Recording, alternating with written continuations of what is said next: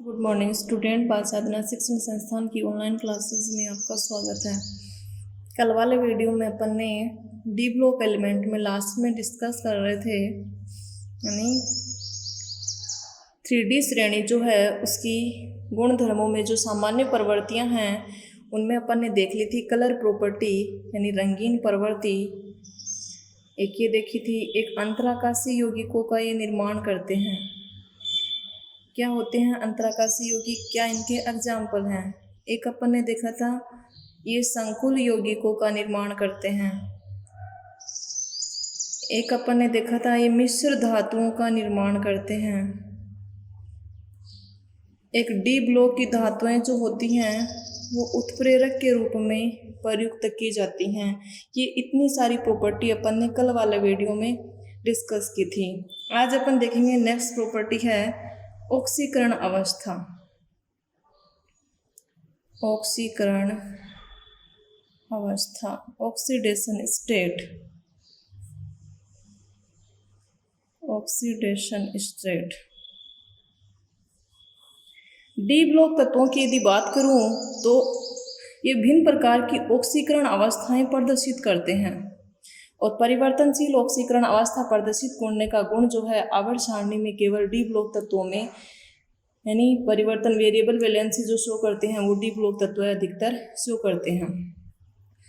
तो इनके भिन्न ऑक्सीकरण अवस्था प्रदर्शित करने का कारण क्या है? कारण ये है कि इनमें अंतिम इलेक्ट्रॉन किस में जाता है? n-1 डी में जाता है और किस में जाता है? ns में जाता है। तो n-1 डी और ns की ऊर्जा क्या होती है? यानी लगभग बराबर होती है। इनकी ऊर्जा में अंतर क्या होता है? बहुत कम अंतर होता है। कहने का मतलब इनकी ऊर्जा लगभग बराबर होने के कारण यानी इलेक्ट्रॉन का ns बाद में n फिर रिक्त आएगा, तो इस दौरान इलेक्ट्रॉन क्या हो जाते हैं? अयुग्मित हो जाते हैं और वो इलेक्ट्रॉन जो हैं वो बंध बनाने की प्रक्रिया में भाग ले लेते हैं और बंध बनाने अयुग्मित होते जाते हैं और बंध बनाने की प्रक्रिया में भाग लेने के कारण इनकी यानी एक से अधिक प्रकार की ऑक्सीकरण अवस्थाएं होती हैं। अब मैं बात करूं 3D श्रेणी की, यानी 3D श्रेणी में यदि अपन बाएं से दाएं जाते हैं यानी स्कैंडियम 21 से जिंक 30 की तरफ जाते हैं तो एक बार तो क्या होता है यानी मैंगनीज तक जो है अयुग्मित इलेक्ट्रॉनों की संख्या बढ़ती है। अयुग्मित इलेक्ट्रॉनों की संख्या बढ़ती है जिसके कारण क्या होता है? ऑक्सीडेशन स्टेट भी बढ़ती है, अधिकतम हो जाती है। यानी मैंगनीज तक ऑक्सीकरण अंक बढ़ता है। मैंगनीज का 3D सीरीज में सबसे अधिक ऑक्सीकरण अंक +7 होता है और मैंगनीज से जिंक तक जाने पर ऑक्सीडेशन स्टेट में कमी आती है। ऐसा क्यों होता है? क्योंकि बाद में अयुग्मित इलेक्ट्रॉनों की संख्या क्या हो जाती है? अयुग्मित इलेक्ट्रॉन की संख्या में कमी आती है, इस कारण ऐसा होता है। यानी 3D श्रेणी में बाएं से दाएं जाने पर एक बार ऑक्सीकरण अंक में वृद्धि होती है, फिर ऑक्सीकरण अंक में कमी आती है। ऐसा क्यों होता है? ऐसा इसलिए होता है क्योंकि पहले अयुग्मित इलेक्ट्रॉनों की संख्या में क्या होती है? वृद्धि होती है और फिर मैंगनीज का यानी अधिकतम उच्चतम ऑक्सीकरण अंक होता है क्योंकि इसमें अधिकतम अयुग्मित इलेक्ट्रॉन पाए जाते हैं और उसके बाद इलेक्ट्रॉनों की संख्या में क्या आ जाती है? कमी आ जाती है और कमी आ जाने के कारण ऑक्सीडेशन स्टेट क्या हो जाती है? कम होती जाती है। बात करूं इन तत्वों की यानी कौन कौन सी ऑक्सीकरण अवस्थाएं ये प्रदर्शित करते हैं 3D श्रेणी के, तो स्कैंडियम है, टाइटेनियम है, वेनेडियम है, क्रोमियम है, मैंगनीज है, आयरन है, कोबाल्ट है, निकल है, कॉपर है और जिंक है। स्कैंडियम की बात करूं तो स्कैंडियम का इलेक्ट्रॉनिक विन्यास क्या होता है? आर्गन होता है, यानी अकरीगेस आर्गन तो सभी क्या आएगी? फिर 3D1 4s2 होता है। यदि ये 3 इलेक्ट्रॉन का त्याग कर दें तो उस अवस्था में D 0 हो जाएगा, S 0 हो जाएगा, तो D कक्षक क्या हो जाएगा? रिक्त हो जाएगा और रिक्त पूर्ण पूरित और अर्धपूरित जो कक्षक होते हैं उनका स्थायित्व अधिक होता है। इस कारण स्कैंडियम जो है केवल एक ऑक्सीकरण अंक प्रदर्शित करता है। 3 इलेक्ट्रॉन का त्याग करने के कारण इसका ऑक्सीकरण अंक होता है +3। टाइटेनियम जो है इसके इलेक्ट्रॉनिक विन्यास की बात करूँ तो क्या होता है 3d2 4s2। तो यानी 2 इलेक्ट्रॉन का यदि त्याग कर दे तब तो +2 ऑक्सीकरण अंक हो जाएगा, 3 का यदि त्याग कर दे तो +3 भी प्रदर्शित करता है, +4 भी प्रदर्शित करता है। यानी टाइटेनियम जो है ये 3 प्रकार के ऑक्सीकरण अंक प्रदर्शित करता है। वेनेडियम जो है +2 भी प्रदर्शित करता है, +3 भी प्रदर्शित करता है, +4 भी प्रदर्शित करता है और +5 भी प्रदर्शित करता है। क्रोमियम की बात करूँ तो ये +2 भी प्रदर्शित करता है, +3 भी प्रदर्शित करता है और +6 भी प्रदर्शित करता है। मैंगनीज की यदि बात करूँ तो ये +2, +4, +5 और +7 अधिकतम ऑक्सीकरण अंक, क्योंकि इसका इलेक्ट्रॉनिक विन्यास क्या होता है 3d5 4s2।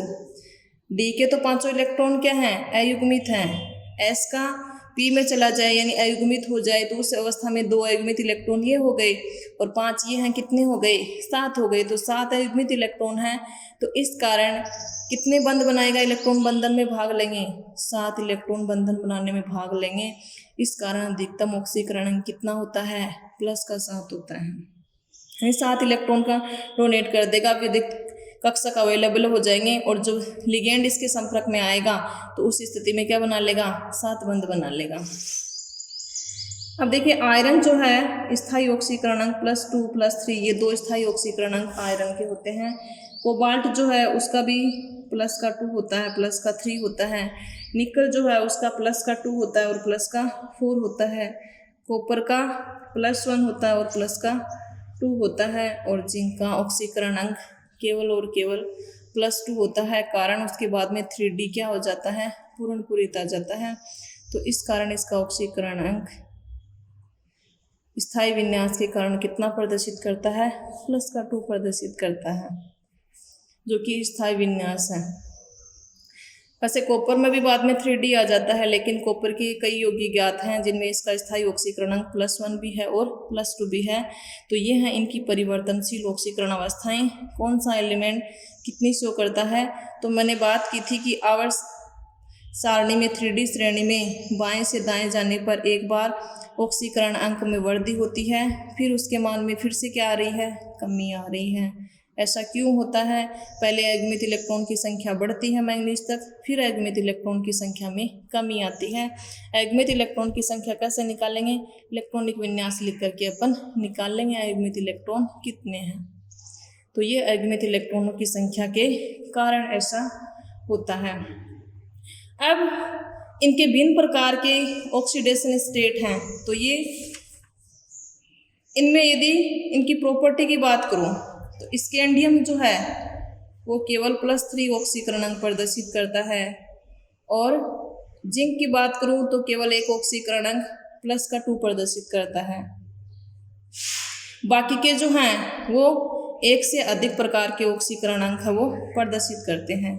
अगली प्रॉपर्टी की बात करूं कि इन तत्वों में मैंगनीज जो है वो अधिकतम कितना ऑक्सीकरण अंक प्रदर्शित करता है +7 प्रदर्शित करता है। अगली प्रॉपर्टी की बात करूं यानी कम ऑक्सीकरण अवस्था अधिक ऑक्सीकरण अवस्था। कम ऑक्सीकरण अवस्था में तो इनके जो यौगिक होते हैं यानी 3D सीरीज जो है उसके एलिमेंट हैं, कम ऑक्सीकरण अवस्था में इनके यौगिक जो होते हैं वो तो उनकी प्रकृति होती है क्षारीय, जैसे +1 है, +2 है, +3 ऑक्सीकरण अंक है और उससे अधिक ऑक्सीकरण अंक है तो उसकी प्रकृति होती है उभयधर्मी। और यदि उच्च ऑक्सीकरण अंक है तो उस स्थिति में उनकी प्रकृति जो होती है वो होती है अम्लीय होती है। यानी मैंने पहले भी डिस्कस किया था पी ब्लॉक में कि यानी ऑक्सीडेशन स्टेट जो बढ़ता है तो उस स्थिति में क्या बढ़ता है अम्लीय गुण बढ़ता है।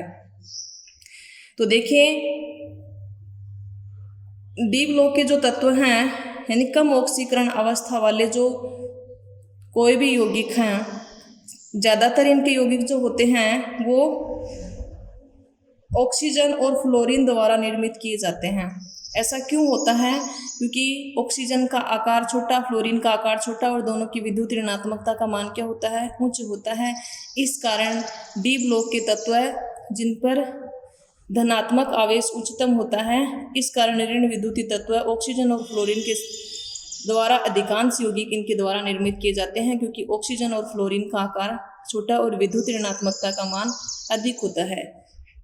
अब चाहे ऑक्साइड की बात करूँ चाहे फ्लोराइड की बात करूँ, इनके ऑक्साइड जिनमें ऑक्सीकरणांक धातु का कम होता है वहाँ उनको ऑक्साइडों की प्रकृति क्षारीय होती है। बीच का जब ऑक्सीकरण अंक होता है तो उभयधर्मी होती है, और उच्चतम ऑक्सीकरण या अधिक ऑक्सीकरण अंक होने पर प्रकृति जो है वो होती है अम्लीय प्रकृति होती है। जैसे मैंगनीज के ऑक्साइड दे दिए, +2 ऑक्सीकरण अवस्था में दे दिया, +4 में दे दिया, +5 में दे दिया, +7, तो +7 वाले की प्रकृति किस प्रकार की होगी? अम्लीय प्रकार की प्रकृति होगी। +2 वाले की बात करूँ तो उसकी क्षारीय प्रकृति होगी। +4 वाले की, बीच वालों की बात करूँ तो उनकी प्रकृति क्या होगी? उभयधर्मी प्रकार की प्रकृति होती है।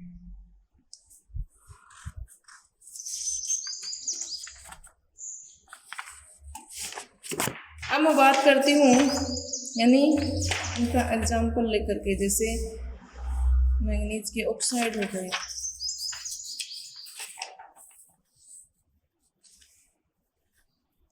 MnO है, MnO2 है, MnO3 है, Mn2O7 है,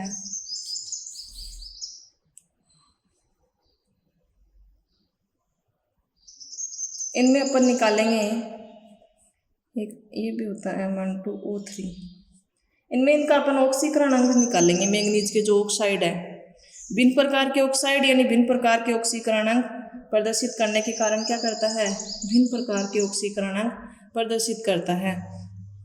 तो यानी यहाँ पर मैंगनीज का ऑक्सीकरण अंक इसमें कितना हो जाएगा? +2 आ जाएगा। यहाँ पे कितना आएगा? +4 आएगा। यहाँ पे कितना आएगा? +6 आएगा। यहाँ पे कितना आएगा? +7 आएगा। यहाँ पे कितना आएगा? +3 आएगा। तो यानी अलग अलग ऑक्साइड जो हैं उनमें मैंगनीज का ऑक्सीकरण अंक क्या है? डिफरेंट है। तो यानी मैंगनीज का ऑक्सीकरण अंक जहाँ 2 है, 3 है, तो 2 और 3 और 1 जहाँ तक होते हैं वहाँ तक कम ऑक्सीकरण अंक वाले जो ऑक्साइड होते हैं उनकी प्रकृति क्या होती है? क्षारीय। तो मैंगनीज के जो 2 ऑक्साइड हैं MnO और Mn2O3, इनकी प्रकृति होती है क्षारीय होती है। फिर 4 और 6, तो 4 और 6 में MnO2 और MnO3, इनकी प्रकृति क्या होती है? उभयधर्मी।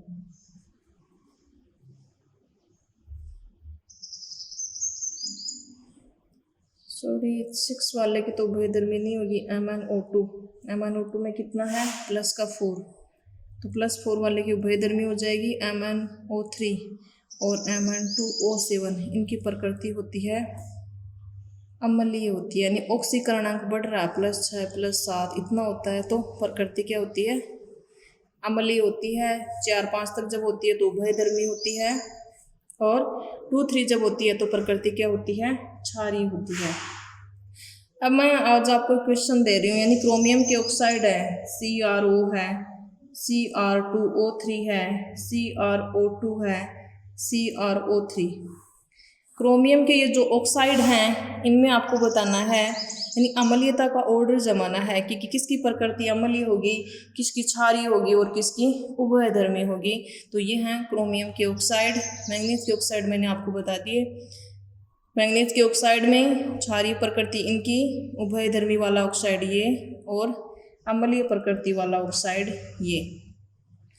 तो ये हो गए इनकी ऑक्सीकरण अवस्था। और ऑक्सीकरण अवस्था के दौरान और कई यौगिकों में तो इनका ऑक्सीकरण अंक जो है वो 0 भी होता है, यानी कई संकुल जैसे हैं निकल का संकुल NiCO4 है, जिसमें निकल का ऑक्सीकरण अंक, एक उदासीन लिगेंड है जो कि इसके संपर्क में आता है, 2 इलेक्ट्रॉन उपसहसंयोजक बंध का निर्माण करता है, इसका ऑक्सीकरण अंक यहाँ पर 0 होता है। तो कई यौगिक हैं, FeCO5 है, इसमें आयरन का ऑक्सीकरण अंक जो होता है वो 0 होता है। तो कई संकुल ऐसे भी हैं जिनमें इन धातुओं का ऑक्सीकरण अंक जो होता है वो 0 भी होता है। तो ये एग्जाम्पल आपको याद करने हैं और इस क्वेश्चन का आंसर जो है वो कमेंट बॉक्स में आपको लिख करके बताना है कि क्रोमियम के जो ऑक्साइड है उनमें सबसे अधिक अम्लीय, अम्लीय, क्षारीय और उभयधर्मी प्रकृति किस किस की होती है, तो ये आपको कमेंट बॉक्स में लिख करके बताना है। अब एक लास्ट प्रॉपर्टी और रह गई, डी ब्लॉक तत्वों की लास्ट प्रॉपर्टी है मैग्नेटिक प्रॉपर्टी, चुंबकीय गुण। चुंबकीय गुण यानी परमाणु क्या होता है, इलेक्ट्रॉन के कारण ऋणावेशित और प्रोटॉन के कारण धनावेशित। और इलेक्ट्रॉन और प्रोटॉन की संख्या यदि वो उदासीन परमाणु है तो क्या होती है, समान होती है। और समान होने के कारण उसका कुल चार्ज जो है वो क्या होता है, 0। जितना धनावेश उतना ऋणावेश। लेकिन परमाणु में ये जो ऋणावेशित इलेक्ट्रॉन होते हैं, यानी कोई भी परमाणु, ये उसका नाभिक प्रोटॉन के कारण धनावेशित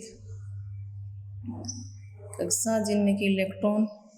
अब ये जो इलेक्ट्रॉन है इसकी दो प्रकार की गति होती है इस ऋणावेशित इलेक्ट्रॉन की। एक तो होती है कक्षीय गति, कक्षीय गति, और दूसरी होती है चक्रण गति। इसको बोलते हैं ऑर्बिटल मोमेंटम और इसको स्पिन मोमेंटम, जिसको शॉर्ट में प्रेजेंट किया जाता है L के द्वारा, इसको S के द्वारा। कक्षकीय गति होती है और दूसरी होती है चक्रण गति होती है। और इसके कारण उस परमाणु में क्या उत्पन्न हो जाता है, चुंबकीय क्षेत्र उत्पन्न हो जाता है इन दो प्रकार की गतियों के कारण, जिसके कारण उसमें क्या आ जाते हैं, चुंबकीय गुण आ जाते हैं। चुंबकीय क्षेत्र उत्पन्न होगा तो क्या आएगा, चुंबकीय गुण आ जाएगा। और वो किसकी तरह बिहेव करेगा, एक छोटे चुंबक की तरह बिहेव करेगा, छोटे चुंबक की तरह बिहेव करता है। तो पदार्थ में चुंबकीय गुण का आ जाना है, परमाणु में चुंबकीय गुण का आ जाना, जिसके कारण वो छोटे चुंबक की तरह बिहेव करता है। इसके क्या कारण है, इलेक्ट्रॉन की दो प्रकार की गति, कक्षकीय गति और चक्रण गति के कारण ऐसा होता है। तो इन दोनों प्रकार की गतियों के कारण, यानी कक्षकीय गति और चक्रण गति के कारण उसका कुछ यानी कुल चुंबकीय आघूर्ण होता है। तो चुंबकीय आघूर्ण जो है, इस चुंबकीय आघूर्ण को प्रदर्शित किया जाता है म्यू के द्वारा रिप्रेजेंट किया जाता है। और कुल चुंबकीय आघूर्ण का मान जो है वो कितना होगा, कुल चुंबकीय आघूर्ण म्यू इज इक्वल टू कौन सी गति के कारण, कक्षकीय गति के कारण। कक्षकीय गति के कारण क्या होता है, चुंबकीय आघूर्ण यदि लेंगे तो कक्षकीय गति के कारण चुंबकीय आघूर्ण तो L लगा देंगे, और चक्रण गति के कारण चुंबकीय आघूर्ण कितना होता है, म्यू एस। तो कुल चुंबकीय आघूर्ण जो है वो किसके बराबर होता है, mu L plus mu S के बराबर होता है। और इसकी इकाई होती है बोर मैग्नेटोन, यानी चुंबकीय आघूर्ण की यदि इकाई पूछी जाए आपसे तो इकाई जो होती है वो होती है बोर मैग्नेटोन होती है। और इस चुंबकीय आघूर्ण की इकाई जो बोर मैग्नेटोन है, एक बोर मैग्नेटोन का जो मान है वो होता है, यानी बोर मैग्नेटोन की बात करूँ EH/4πmc होता है। Bohr magneton is equal to EH/4πmc होता है। अब डी ब्लॉक के जो तत्व होते हैं, इन तत्वों में इलेक्ट्रॉन किस में जाता है, इलेक्ट्रॉन n-1 डी उपकोष में के जो इलेक्ट्रॉन होते हैं वो भारी सतह पर होते हैं, सतह पर ही होते हैं, जिसके कारण बाहरी वातावरण से बहुत अधिक प्रभावित होते हैं। और बहुत अधिक प्रभावित होने के कारण इनके चुंबकीय आघूर्ण में जो कक्षकीय गति है, कक्षकीय गति ऑर्बिटल जो मोमेंटम है उसका योगदान जो है वो नगण्य हो जाता है। नगण्य क्यों हो जाता है, यानी इसमें n-1 डी के इलेक्ट्रॉन जो हैं वो सतह पर ही होते हैं, जो कि बाहरी वातावरण से बहुत ज़्यादा प्रभावित होते हैं। और बहुत ज़्यादा प्रभावित होने के कारण उसके चुंबकीय आघूर्ण में जो कक्षकीय गति है उसका योगदान क्या हो जाता है, नगण्य हो जाता है। इस कारण उसका कुल चुंबकीय आघूर्ण म्यू जो है पहले किसके बराबर था, mu L plus mu S Bohr magneton, इसका योगदान क्या हो जाएगा, 0 हो जाएगा। तो इस कारण चुंबकीय आघूर्ण उसका क्या होगा, म्यू एस जो है वो किसके बराबर होगा, म्यू एस के बराबर होगा। और जब चुंबकीय आघूर्ण की गणना की जाती है तो उसके लिए एक सूत्र दिया जाता है, mu is equal to root N N plus 2, ये दिया जाता है चुंबकीय आघूर्ण ज्ञात करने का सूत्र दिया जाता है, जहाँ एन इज इक्वल टू होता है अयुग्मित इलेक्ट्रॉनों की संख्या, अयुग्मित इलेक्ट्रॉनों की संख्या। तो यहाँ से कई बार क्वेश्चन पूछ लिया जाता है, या तो कोई कॉम्प्लेक्स दे दिया जाता है, तो कॉम्प्लेक्स में आपको क्या करना है, उसका क्या निकालना है आपको, जैसे NiCl4-2 ये कॉम्प्लेक्स दे दिया कि बताइए इसके चुंबकीय आघूर्ण का मान या इसकी प्रकृति बताइए, प्रतिचुंबकीय होगी या अनुचुंबकीय होगी। तो एक तो ये याद रखना, जहाँ चुंबकीय आघूर्ण का मान 0 आता है वहाँ प्रकृति क्या होती है, प्रतिचुंबकीय। प्रतिचुंबकीय मतलब सारे के सारे इलेक्ट्रॉन वहाँ पर क्या होंगे, पेयर्ड होंगे। और जहाँ पर म्यू का कुछ मान प्राप्त होता है, चाहे वो कितना भी बोर मैग्नेटोन प्राप्त हो, तो उसकी प्रकृति क्या होती है, अनुचुंबकीय होती है, यानी उसमें क्या है, अयुग्मित इलेक्ट्रॉन है, अयुग्मित इलेक्ट्रॉन उपस्थित है। तो या तो इस तरह से दिया जाएगा कि तो सबसे पहले आपको क्या करना है, यानी संक्रमण धातु की पहचान करनी है। संक्रमण धातु क्या है, निकल। अब इसका ऑक्सीकरण अंक यहाँ पर कितना है, तो ऑक्सीकरण अंक अपन क्या मान लेंगे, अक्स मान लेंगे। Cl पे कितना होता है, -1 चार्ज, तो -1 × 4 इज इक्वल टू पूरे कोऑर्डिनेशन एंटिटी पे चार्ज कितना है, -2। तो यहाँ पक्षांतरण करेंगे तो अक्स इज इक्वल टू क्या हो जाएगा, -2 + 4, तो ऑक्सीकरण अंक कितना आ गया, +2।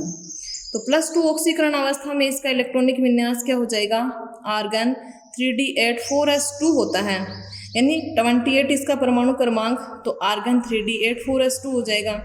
+2 ऑक्सीकरण अंक में क्या आ जाएगा, 4s0 आ जाएगा, तो यानी 3d में कितने इलेक्ट्रॉन हैं, 8 हैं। तो आर्गन तो वैसा का वैसा लिखा जाएगा, d के 5 कक्षक बनाएंगे, बाद में 4s, बाद में 4p दिखता है। अब d के 8 इलेक्ट्रॉन जो हैं, यानी पहले एक एक इलेक्ट्रॉन भरेंगे। समान ऊर्जा स्तर के जो कक्षक होते हैं उनमें पहले एक एक इलेक्ट्रॉन भरा जाता है, फिर इलेक्ट्रॉन का युग्मन होता है। तो 8 इलेक्ट्रॉन, 5, 6, 7, 8। तो देखिए इसमें अयुग्मित इलेक्ट्रॉनों की संख्या कितनी हो गई, अयुग्मित इलेक्ट्रॉन कितने आ गए, 2 आ गए, एक और एक ये 2 हो गया। तो अयुग्मित इलेक्ट्रॉन कितने हैं, 2 हैं। तो यहाँ अपन क्या लिखेंगे, n = 2। अब n = 2 है, अब अपन इसके चुंबकीय आघूर्ण का मान ज्ञात कर लेंगे। यदि सारे के सारे पेयर्ड होते तो n का मान कितना होता, 0 होता, और n का मान यदि 0 होता तो इस वाले फॉर्मूले में 0 पुटअप करते तो उसका मान क्या हो जाता, म्यू का मान 0 हो जाता, और म्यू का मान 0 होती उसकी प्रकृति क्या हो जाती, प्रतिचुंबकीय हो जाती। तो यहाँ से अपन आइडेंटिफाई कर लेते, तो कि n का मान 0 तो म्यू का मान 0, और म्यू का मान 0 तो प्रकृति प्रतिचुंबकीय। n का मान 2 है तो इस वाले फॉर्मूले में पुटअप कर देंगे, और फॉर्मूले में पुटअप करके उसका मान प्राप्त होगा, मतलब उसमें अयुग्मित इलेक्ट्रॉन है, अर्थात उस संकुल या यौगिक की प्रकृति क्या है, अनुचुंबकीय है। तो यानी यहाँ से अपन क्या रखेंगे, 2 × 2 + 2, तो कितना हो जाएगा, 4, 8 का रूट निकाल लेंगे, जो मान आएगा यानी इतने बोर मैग्नेटोन प्राप्त होगा। 3 से कम आएगा, 2.9 के समथिंग आएगा, यानी 9 का रूट तो 3 होता है, लेकिन उससे थोड़ा कम होगा, 2.8 या 2.7 इसके समथिंग इसका आंसर आएगा। तो ये हो जाएगा इतने बोर मैग्नेटोन हो जाएगा, 2.8 इसके समथिंग इसका आंसर हो जाएगा, या 2.87। अब देखिए आपको निकालना है चुंबकीय आघूर्ण का मान, किस किस का निकालना है, कमेंट बॉक्स में लिख करके बताना आपको। स्कैंडियम जो 3+ है उसका निकालना है, वेनेडियम 3+ का निकालना है, कॉपर 2+ का निकालना है। इन 3 के निकाल लेना, बाकी के और क्वेश्चन बाद में दे दिए जाएंगे आपको। संकुल के जो टाइप हैं कि क्या इस संकुल की प्रकृति प्रतिचुंबकीय होगी या अनुचुंबकीय होगी, तो इन 3 के आपको चुंबकीय आघूर्ण की मान कैलकुलेट करके बताने हैं कि इनके चुंबकीय आघूर्ण का मान क्या होगा, क्या इनकी प्रकृति प्रतिचुंबकीय होगी या अनुचुंबकीय होगी। तो ये वाला फॉर्मूला आपको याद करना है। म्यू का मान ध्यान में रखना है, कब अनुचुंबकीय होती है और कब प्रतिचुंबकीय होती है। फिर केवल चुंबकीय प्रॉपर्टी में 3 प्रकार की प्रॉपर्टी आएंगी, अनुचुंबकीय, प्रतिचुंबकीय और लो चुंबकीय पदार्थ, जो कि अपन कल वाले वीडियो में डिस्कस करेंगे। कल D block element, D block जो है वो पूरा हो जाएगा। आज के वीडियो में इतना ही, फिर अपन स्टार्ट करेंगे एफ ब्लॉक एलिमेंट। आज के वीडियो में इतना ही। Thank you.